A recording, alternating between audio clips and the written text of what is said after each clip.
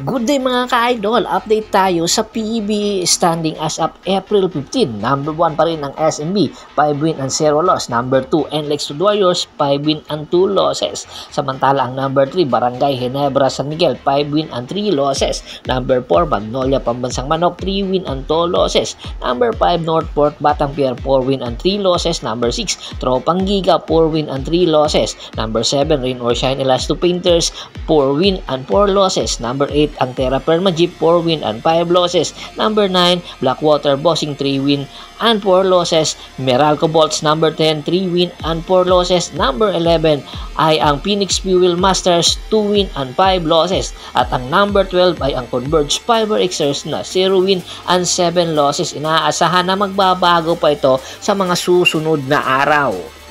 Ang Barangay Ginebra San Miguel matapos nga makakuha ng dalawang sunod na panalo, una sa Blackwater at ang huli ay para sa Northport Batangpier na kung saan napakaganda ng kanilang naging performance. Teamwork ang kupunan at isa sa mga naging shining player dito ay si Rapco na nagpatunay, nagpakawala ng iba't ibang 3 points para dumikit sa Northport Batangpier at sa nasabing laban nagkaroon nga ng injury si Jamie KFC Malonzo dahilan para magka-problema ngayon ang Barangay Ginebra San Miguel, especially ang kanilang head coach na si Coach Tim Cone. Dahil isa ito sa mga posibleng mangyari sa mga susunod na araw kung paano nila tatapatan ang iba pa nilang mga kalaban. Sa kartadang 5 win and 3 losses, meron pa silang ibang mga kakalaban na mabibigat na posible silang talunin. Kaya naman naghahanda ang Barangay Ginebra at si Coach Tim Cone na sa posibleng pagbaback up kay Jamie Malonzo. Hindi nila alam kung hanggang kailan mananatili bilang injured si Jamie Malonzo. Alahalahanin natin na si Jamie Malonzo at si Scotty Thompson ay merong iniindang injury, kaya tinitingnan ngayon ang posibleng pag-acquire ng Barangay Ginebra San Miguel sa big man ng Blackwater Bossing na si Troy Rosario. Matagal nang napapabalita na posibleng ang papasok ni Troy Rosario sa free agent market. Ibig sabihin, malaya si Troy Rosario na makakapaghanap ng kanyang kupunan na posible niyang paglipatan pagkatapos ng kontrata na sa susunod nga na buwan matatapos ito.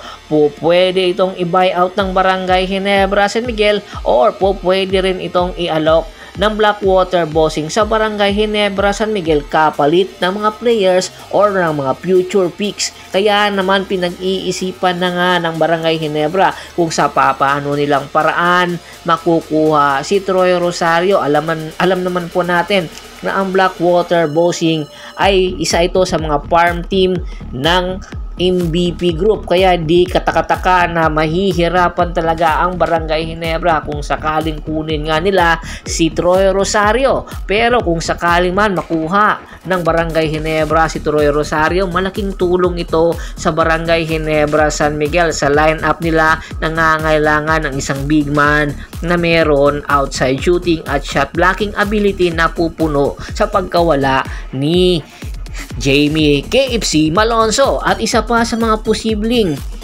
i-acquire ng Barangay Ginebra San Miguel ay ang player ngayon na rookie ng Terra Perma Jeep na napakaganda ng nilalaro, at ito nga ay si Stephen Holt. Si Stephen Holt pangatlo sa posibleng maging best player of the conference na candidate. Isa ito sa pagpapatunay na si Stephen Holt ay hindi basta-basta at hindi pipitsuging player at hindi pipitsuging rookie, dahil marami na itong experience international, especially sa Europe.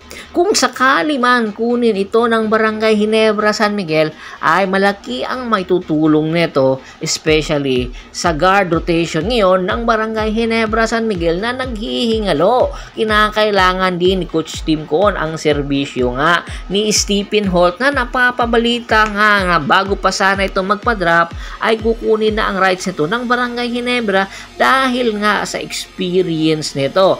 Kaya inaasahan dahil nga ang Terra Perma Jeep ang farm team ng Barangay Ginebra, especially ng SMC Group, ay kinakailangan madali lang makuha ito ni Coach Tim Con dahil kakausapin lang ni Boss Al Francis Chua ang team governor ng Terra Firma Chief. Kaya inaabangan ang negotiation kina Troy Rosario at Stephen Holt kung sino ba ang posibleng player na posibleng magbabackup kay Jamie Malonzo habang meron itong injury.